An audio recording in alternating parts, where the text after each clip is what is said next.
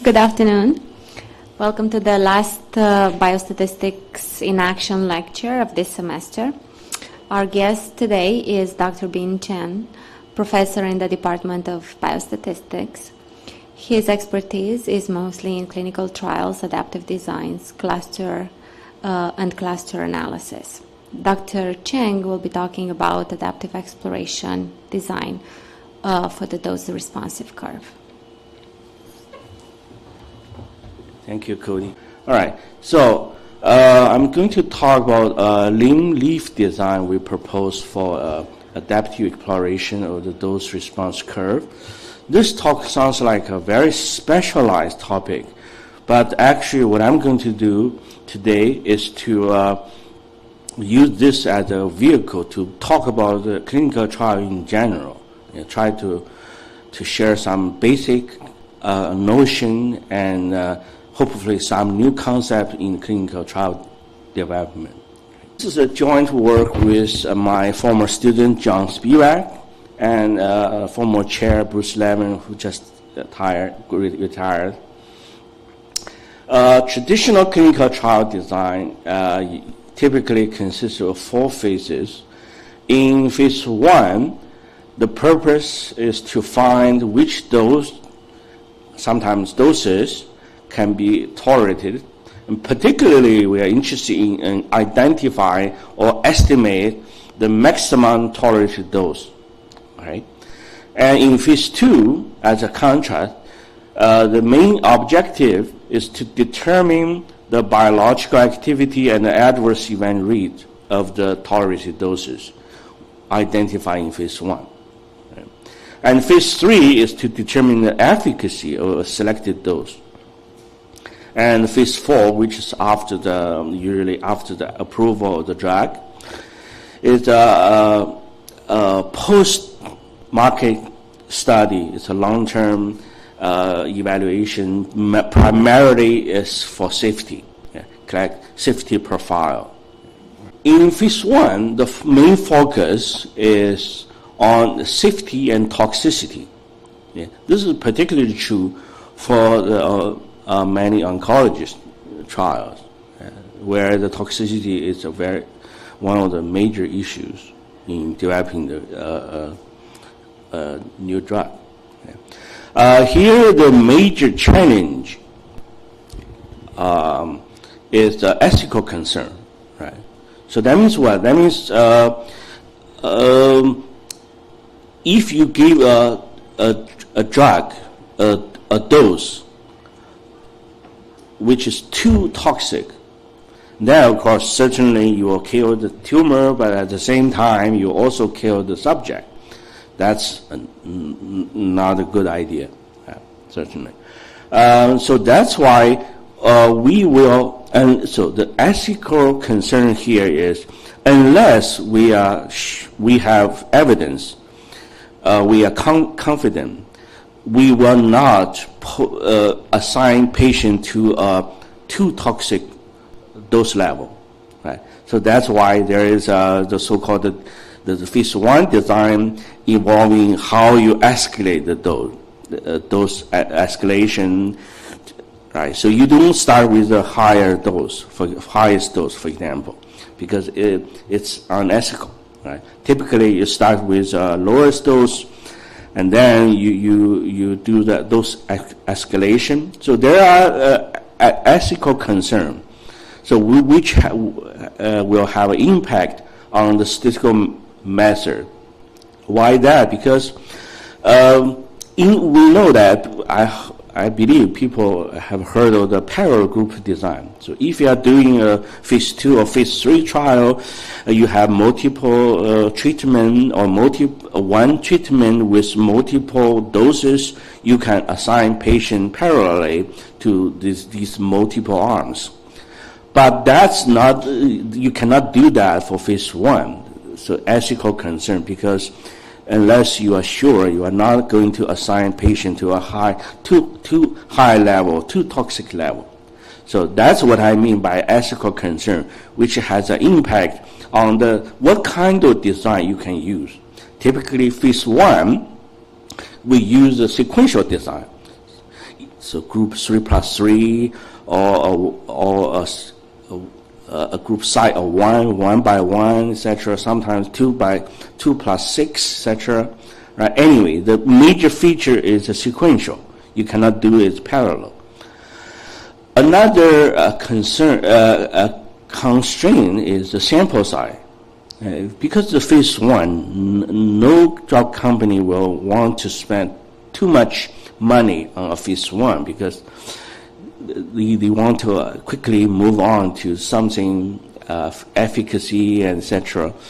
All right, hopefully lead to drug approval. Right. So typically, phase 1, the sample size is small. Okay, that will also have an impact on what kind of statistical method you can use, because we know the many statistical methods rely on the large sample, what we call the large sample theory. This certainly is not applicable in phase 1, where the sample size is quite small. Typically, 18, 20 is certainly never over 100. Right? So that puts some kind of statistical challenge to the method we use for phase 1. Right? For phase 2, the major purpose is for efficacy. Here the challenge is oftentimes we have quite a few treatment options. Yeah. For example, we may have different combination of the existing drug, or maybe we have a approved drug, but we want to entertain several different dose level, maybe increase a certain dose or combine with some other treatment options. So anyway, the treatment option in this phase could be quite a few. If that, and in addition to that, again, we may have a limited budget because, as we know, the phase 3 is it's a real business. So no one wants to spend too much time and money on phase 2, phase 1. This is the early phase, right? So based on these challenges, the statistical method also should reflect this. You have multiple treatment. Limited time means you cannot choose an outcome, which require a very long follow-up, right? Overall survival, for example, may not be a good idea for phase 2, right? In the presence of the multiple treatment options, you may want, and with limited time budget, you may want to do things sequentially, right? Hopefully with early stopping for efficacy or early stopping for futility. So sequential with potential early stopping, that's part of the features for phase 2 kind of trials. And here, another statistical concern in this phase is a false positive, because you have so many options, and you are so in a short time period, and plus eagerness to move on to a later phase. That will most likely result in quite a few false positive. False positive, namely, the drug is not actually working, but you falsely claim it works. Right? This is, of course, it could potentially lead to the false positive, but later I'm going to talk about. So there are statistical measures to control for the false positive rate, right? So, but the issue is, if you are not aware of this false positive, you may end up with some. You pay a bigger price because you forward a drug which has no signal, and then spend money and finally lead to the futility in the phase 3, okay, which is certainly a bad idea. For phase 3, this is the most exciting phase. The large comparatives, often controlled, sometimes it's placebo controlled, sometimes it's active controlled. Anyway, it's always oftentimes controlled randomized trial. Here, the challenge is the sample size may not be be a big issue. But there's a potential false negative. Because phase 3, so as I said, there's maybe a false positive lead to futility, and also maybe you really it turned out that you did a nice job in phase 2 and identify the one which is supposed to be working treatment. Unfortunately, somehow, maybe due to randomness or due to sample size or calculation, somehow in the end of phase 3, you fail to identify, you fail to confirm the treatment is actually effective. That's possible. That's called false negative. If that's the case, you have no chance because this is the end of the trial and then you didn't find anything significant, right?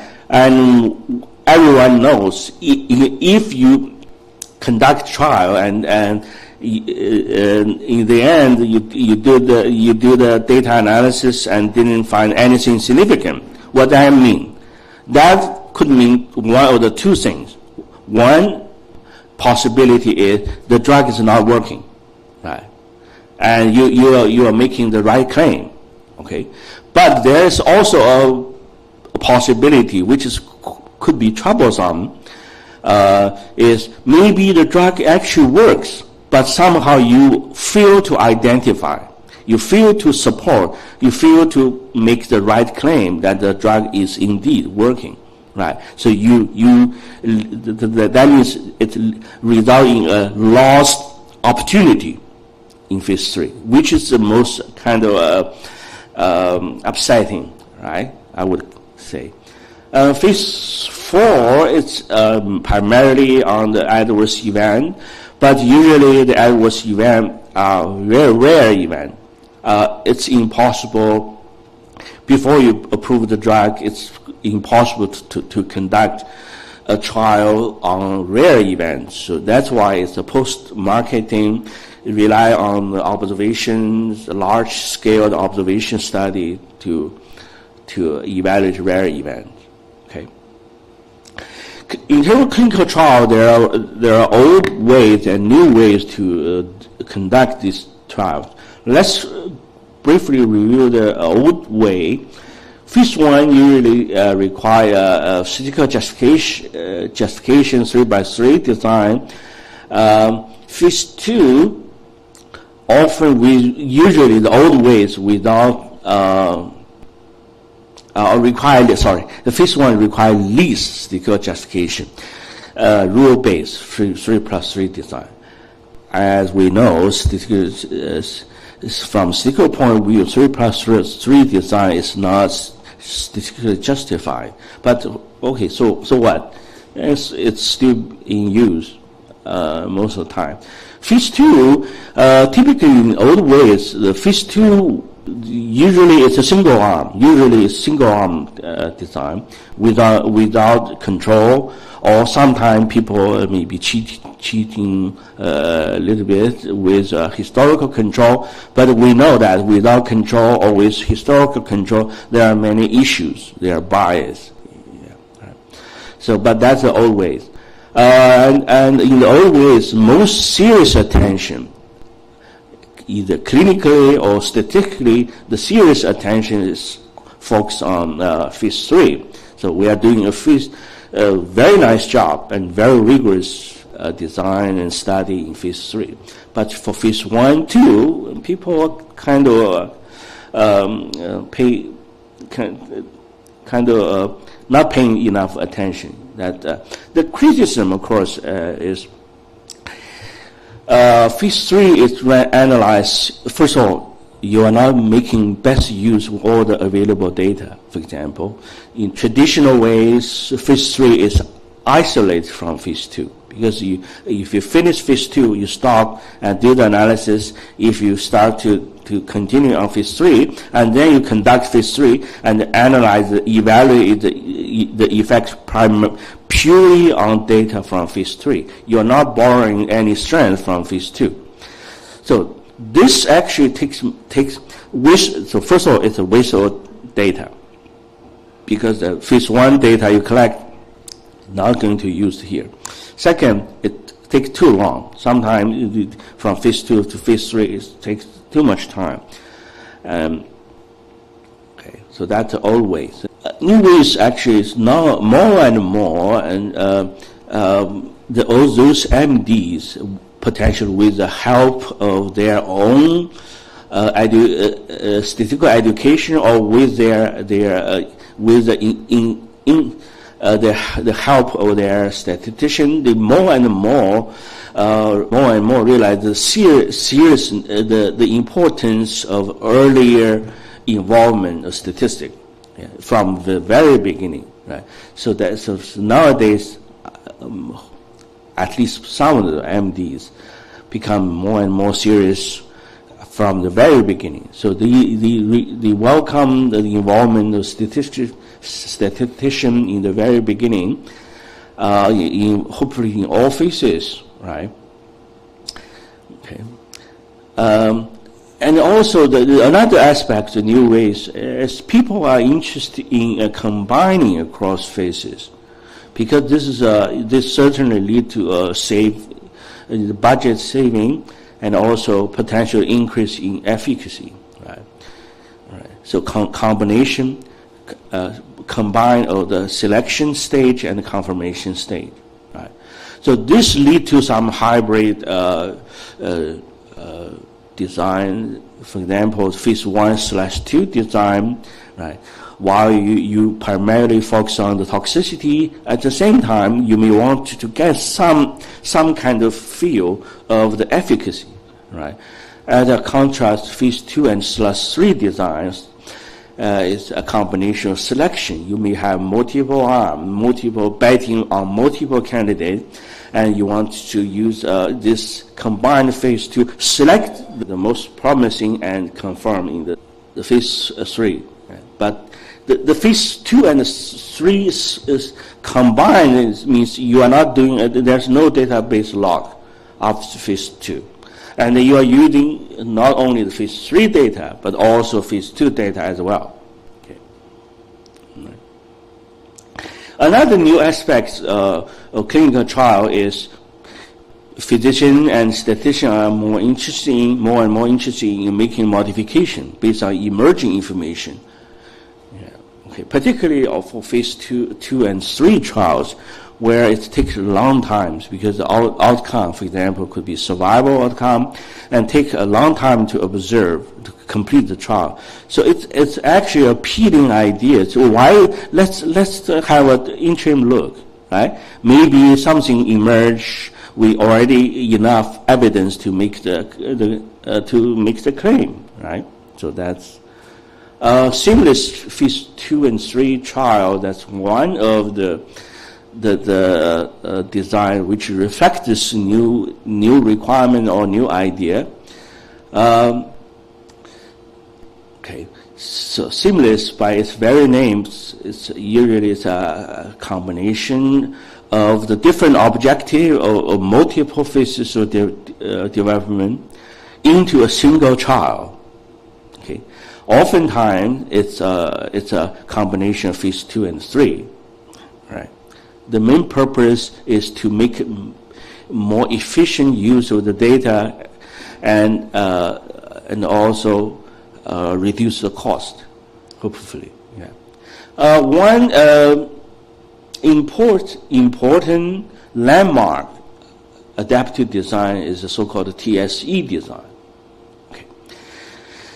This design is proposed unbelievably in 1988. Yeah. Okay.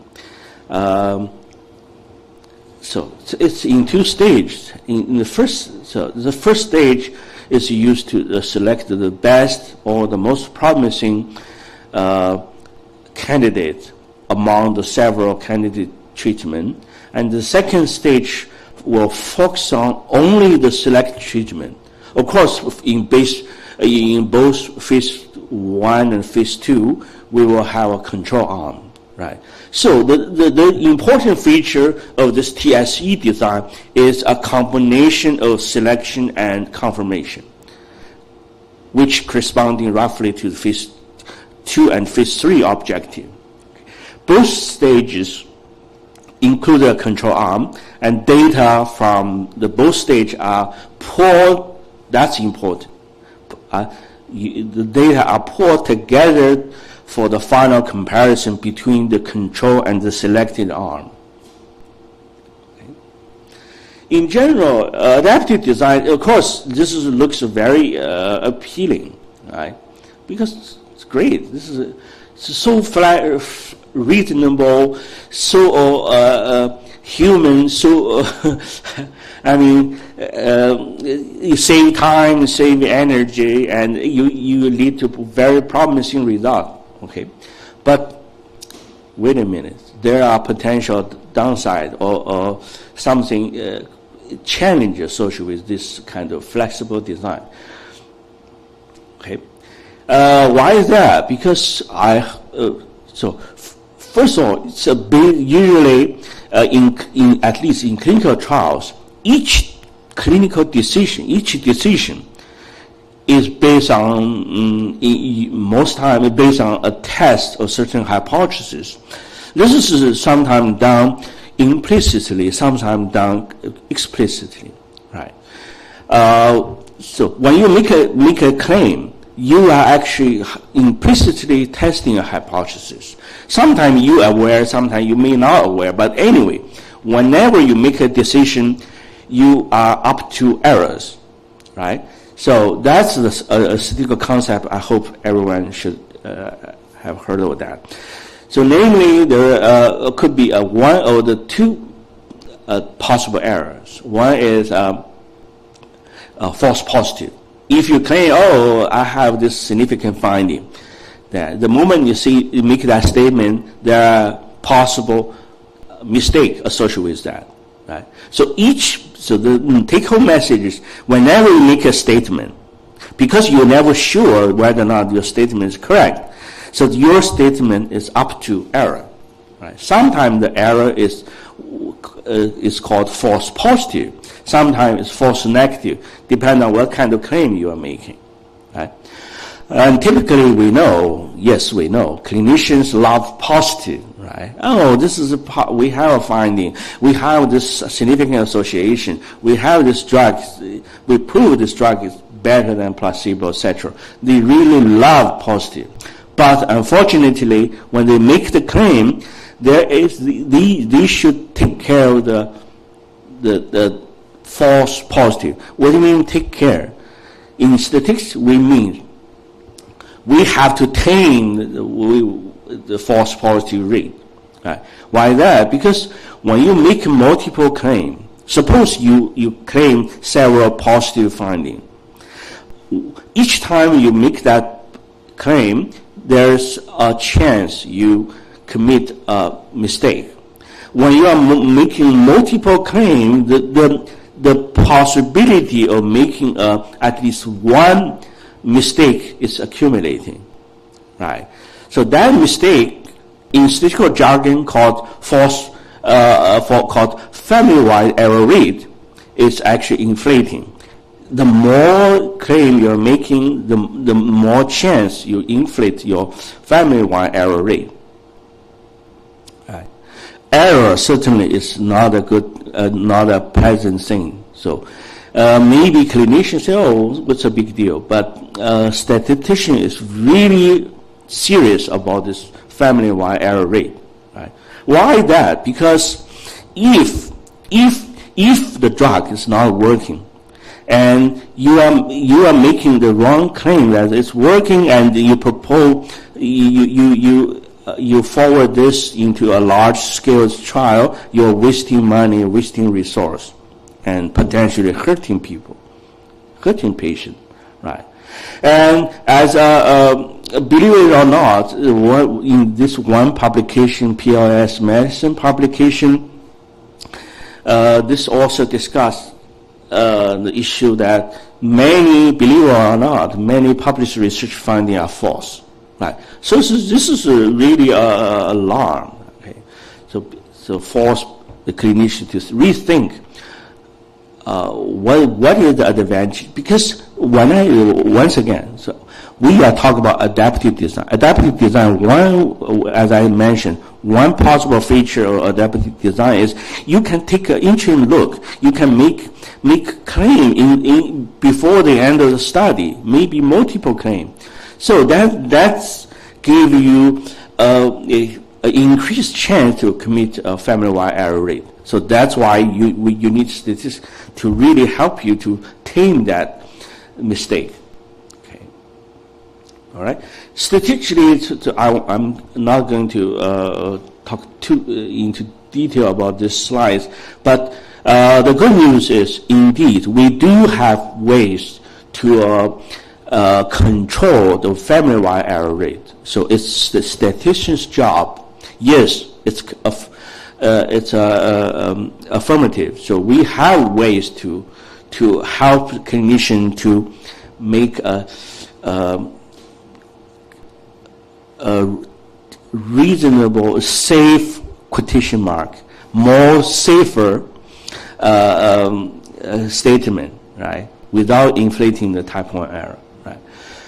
Okay, all right. So here I just want to talk a little bit more about the details TSE design, which I already talked about.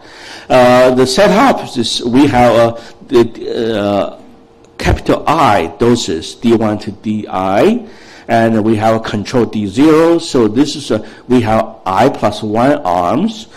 In stage 1, we do this parallel group design, assign patient to equal number of patient to this N plus I plus 1 arm.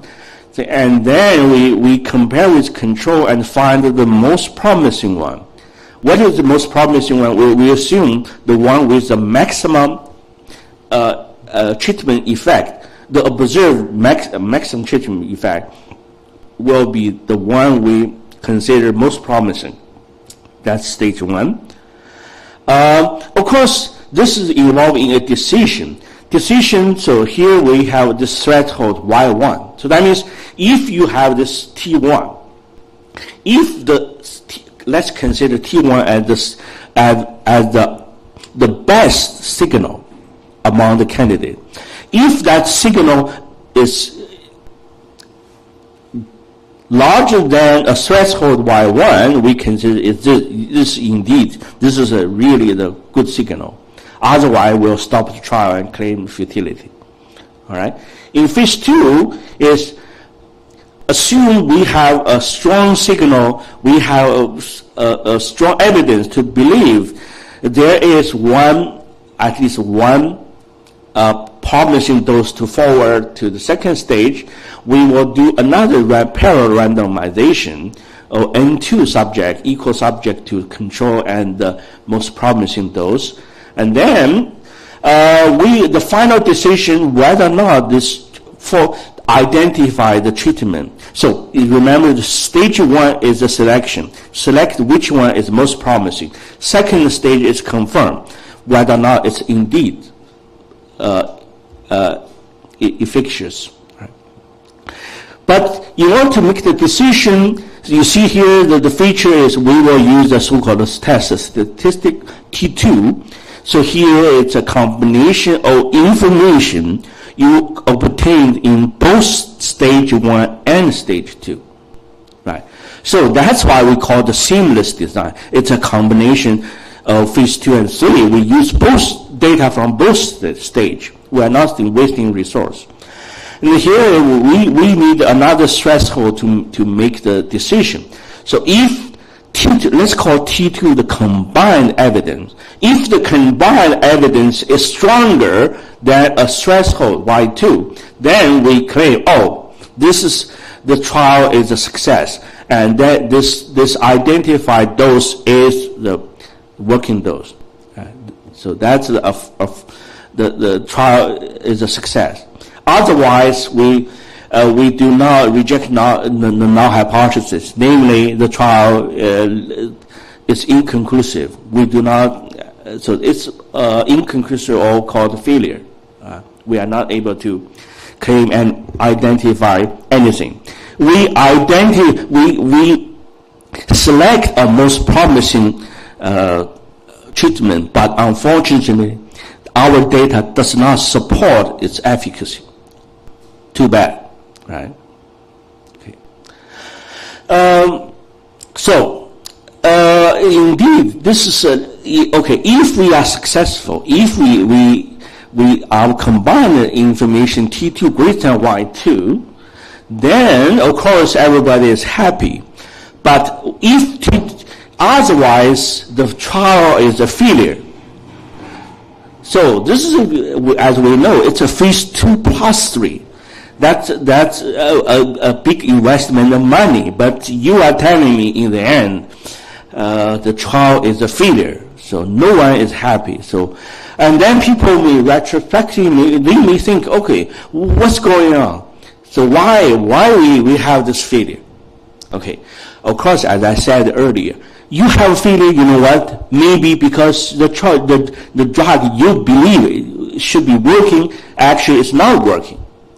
But you know what? Many MD and statisticians, they are not willing to accept this. So they will ask another question. Is it possible that the drug actually is working?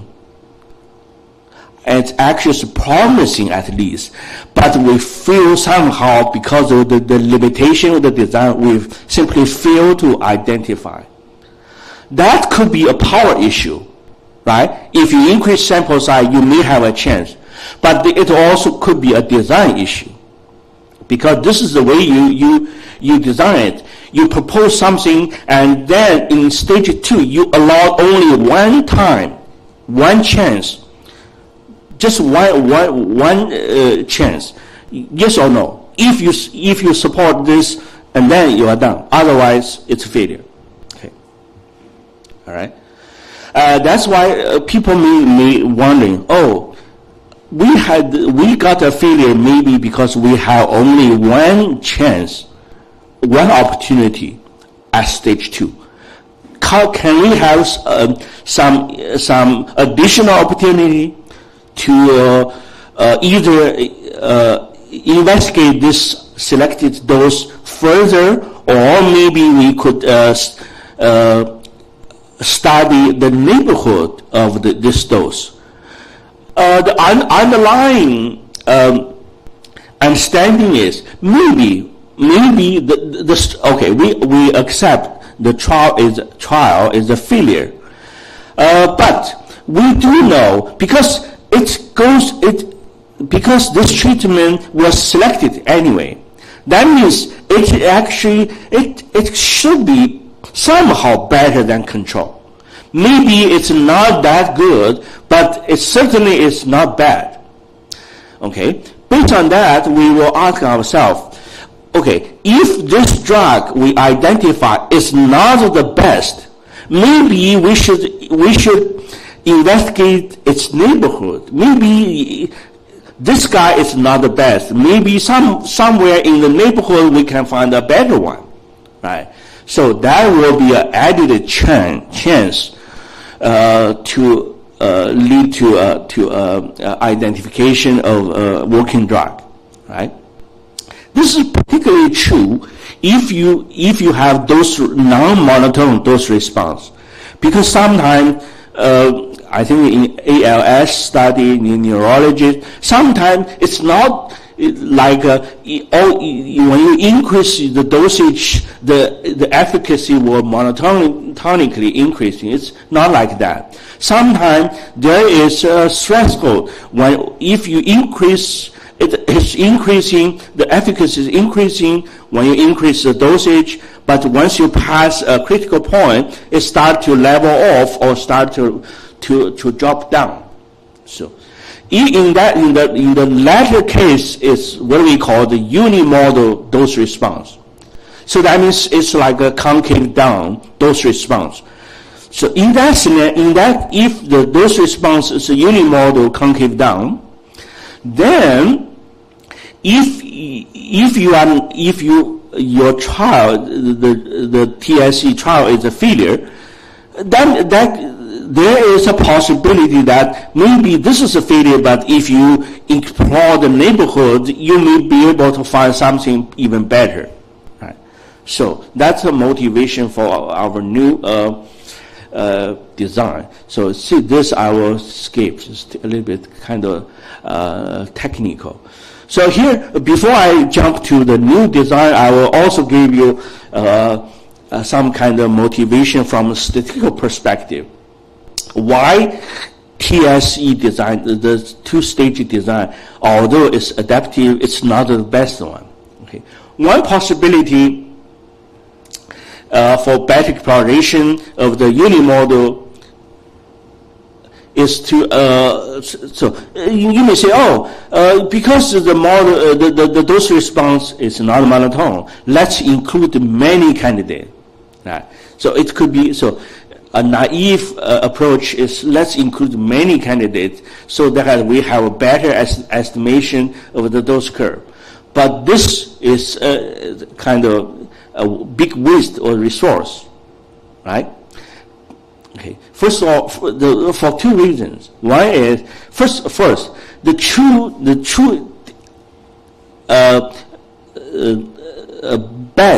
best treatment, optimal treatment, D star, may be very difficult to identify. Why? Because you include so many competitors, right? In so many competitors, it's very difficult for one single D star to stand out. Right? Okay. All right. Okay. Second, suppose on the global null hypothesis, there's absolutely no treatment effect whatsoever at any dose level, including so many doses, many patients will be treated at the inferior dose, right? Before you reach a stopping rule. So this is actually, I would consider this ethically undesirable because you are treating so many patients at so inferior doses. Right? That's why we want to, based on this consideration, we want to come up with a new design.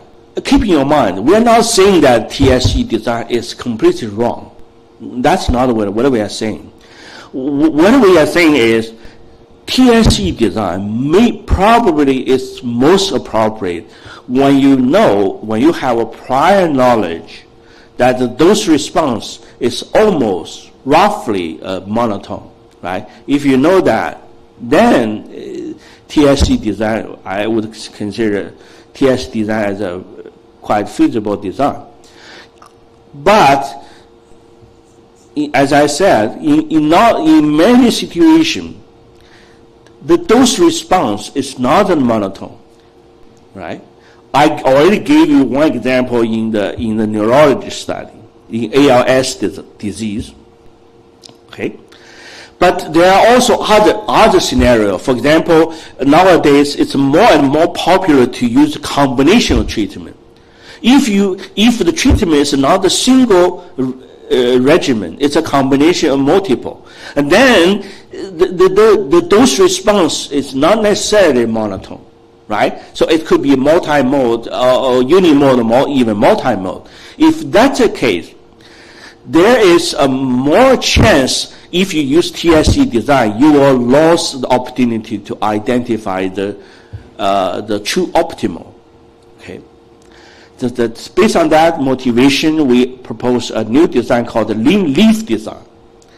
As by the very name, you will say, oh, this is a limb. Of course, we will explore the limb, the rough structure, the limb first. And then if we see some signal, see some tiny promising activity, we will zoom onto the limb and the leaf associated with the limb. Right. So it's a two-stage exploration, but at the second stage, we allow for exploration of the neighborhood, not only the treatment itself, but also the neighborhood. The main reason is, who knows, because this is a non-monotonicity, maybe something in the neighborhood could be performed better. Right. So in terms of notation, we have this D1 to DI, L1 to LK, we have a total number K limbs. And for each limb, there are leaves. Think about tree, leaves associated with. Usually the leaves will be in a neighborhood limb, right? Okay? And then that's those risks. So basically, we reconfigure the candidate dose as into a leaf structure. So the major feature of the lean leaf is not all treatments are equally important. If a treatment is a lean, that means it will be our primary initial candidate. We will initially focus our attention on the lymph. And then we will explore the activity on the leaves. Only when the limb associated with the leaf are somehow promising. Okay, so the feature is there is a hierarchy, maybe parent-children structure. So it's a hierarchy structure here. Okay. So we introduced this so-called locatable effect. This effect actually it sounds like a theoretical, but roughly speaking, we have three thresholds in our mind: delta 1, delta 2, delta 3. So anything if the signal is weaker than delta 1, then we consider everything futile, hopeless. Right? On the other hand, if the signal is stronger than delta 3, then we believe definitely this is the signal. Right? Anything greater than delta 3 is considered as a success. Anything below delta 1 is considered as a failure. So here, one of our contributions here is to introduce a delta 2. Because delta 1 is a failure, delta 3 is success. So this looks like a dichotomized, it's too rigid. By introducing this delta 2, we call it a promising, not yet definitive, but it's promising. Right. So we introduce a delta 2. If you see something promising, may not yet reach delta 3, we will explore its neighborhood. Hopefully, this treatment itself is delta 2, but something in its neighborhood will reach delta 3, hopefully. So that's our concept. So we introduce something so immediately I hope people should be able to appreciate this setup, because that's exactly our motivation. We do not want to leave something regretful, right? So at the end of phase 3, you end up with a failure because you just done a one-time job. You didn't explore the neighborhood. What if maybe this guy is not the best, but maybe something in the neighborhood is better? So the typical TSE does not allow us a second chance. But by introducing this delta 2, we design the study so that we will have a second chance. So that's a major feature of this new design. All right, in terms of implementation, we will choose some weight. Sometimes so W1, W2, this is a weight.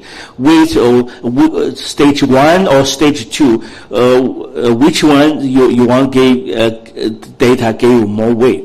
Typically, the W1, W2 is a reciprocal to the sample size at the corresponding stage. But you certainly could choose other weight. Right?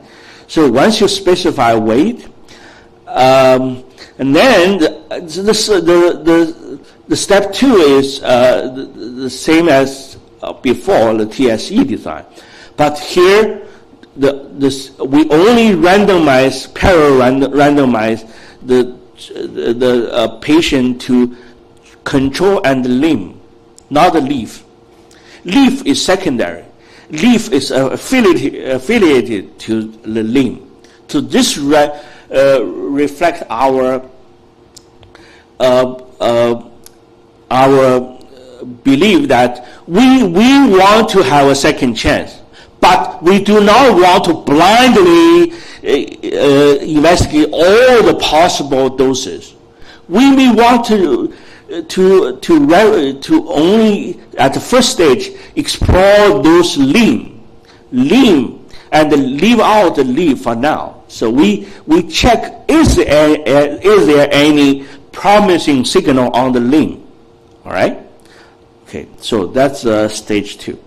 So after so in the end of the stage 1, again as similar as the TSE design, if the signal is strong enough, that means if the signal is greater than C2, then we will say, oh, the limb is promising. Let's move on to the second stage.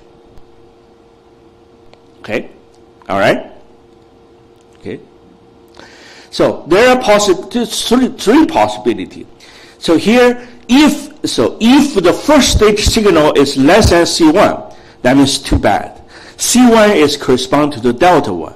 So if the signal is too weak, forget about this. This is a waste of time. Let's stop the trial for futility.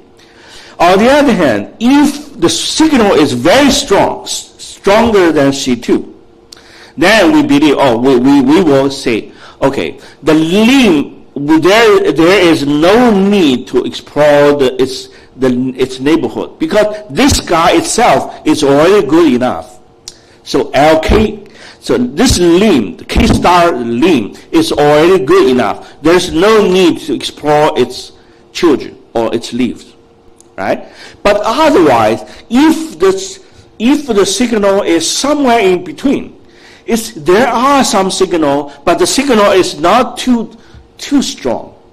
If that's the case, then we will go to the second stage. We will further investigate that limb, but also we will also including its leaves, so that we will be able to explore its neighborhood as well. Okay, so this represents a kind of safety net or a lost chance, right? All right, so that's the design. So basically, it's a kind of, if it's too bad, just stop. If it's very good, then no need to explore the leaf. Otherwise, we'll explore the leaves as well.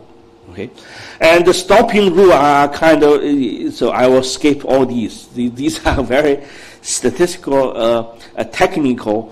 Why all these? Because there is a reason. We remember all these features. The moment I describe this lean leaf design, any MD will say, "Oh, this makes perfect sense." But remember, we are making a stage-wise decision. So it's our job to make sure the global type 1 error, what we call the family-wide error rate, is controlled. We are not making too much mistakes. How do we guarantee that? That's the topic of how do you control the family-wide error rate. Control the family-wide rate, I will skip this. So there is a very important procedure called close testing principle. This is a statistical principle to guarantee that once you apply this principle in your decision making, then there is a guarantee that you are not making more than % mistake, right? So basically, when I designed the trial, so this is a decision rule, right? Or if the poor the data greater than something, you reject null hypothesis, etc. All these is the reflection that we use a close testing principle. all the effort is devoted to have a controlled type 1 error rate. So basically the design is we will choose the sample size and our threshold C1, C2. Remember C1, C2. C1 is the threshold that anything below C1 is hopeless. C2 is anything above C2 is definitively definitive evidence, right? So how do we choose C1, C2 and the sample size N1, N2? Okay, the sample size choice and the threshold choice are part of the design. How do we do the design? The design we design the trial, choose these design parameters so that first of all the power is no less than 1 mass beta. Okay? So first of all, the type 1 error rate is controlled. Second, the power is guaranteed. And in addition to that, we also want to minimize the expected sample size. This is certainly is appealing because we want to be able to identify a good dose, the working dose. But we also do not want to unnecessarily spend more money, right? So that's why the design actually we target design to minimize the expected sample size. Okay, and simulation. Look at remember the delta. Let me remind you, delta 1 is something which is certain. Anything below that delta 1 is hopeless. Delta 3 is most promising. And delta 2 is something. Delta 3 is definitive evidence. Delta 2 is promising. Here, this simulation compare the traditional TSE design. That's the fourth column. That's the sample size. So basically, if in first scenario you will need 135 subject, okay. But the LL represents the lean leaf design. The new proposed design will require 400. That's no good. We are. It's on top of TS design, we are not saving subject using the new design. But you will realize that, so I want to draw your attention to the scenario where delta 2 is closer to delta 3. Right. So delta 2, by definition, is considered as a promising, not yet definitive success, but it's a promising signal. Certainly, delta 2 should be closer to delta 3, right? So that's the case. Whenever you look at this table, whenever delta 2 is closer to delta 3, then you will see save in sample size. For example, in this scenario, when delta 1 is 0 and delta 2 is 80% of delta 3, and then the save in sample size using our design over the traditional TSE design, the sample size reduced 70%. So the sample size is only 30% of the original TSE design, right? So we achieve the same power, but we use fewer subjects. All right, conclusion. So the proposed lean leaf design is structure exploration that generalize the TSE design and target to improvement on the possibly non-monotone dose response, right? And in practice, so hopefully before you apply the new proposed design, you should have some kind of prior knowledge how the dose look like, those response curve look like, and how to choose delta 2. What do you mean? What's the definition of the promising design? Typically, if delta 2 is at least 60% of the delta 3, you will save sample size but achieve the same performance as TSE design. Okay. Finally, some general comment and suggestion. to both clinician and statistician. First of all, we should be open-minded. Right? There are many attractive ideas. So some people are very conservative. They always use 3+3 design. So now the world is changing. So there are many new ideas. As long as the idea is justifiable, there are possibility to achieve the same purpose but saving your money and time, all right, and lead to more positive findings. So be open-minded. The second, be cautious. Right. Sometimes if you're too open-minded, and then it tends to be less cautious. You may make mistake. You claim many false positives. That's no good. Be cautious means you need to value the statistical work. Right. So you have fancy design, but you will not implement that fancy design, even if it saves you money, unless a statistician justify the design as being valid. All right. And finally, as always, reproducibility is one of the most important things. If you claim a signal, but the signal cannot be reproduced, then no matter how fancy your method, how justified it is, will put a question mark to your finding. Right. Thank you very much.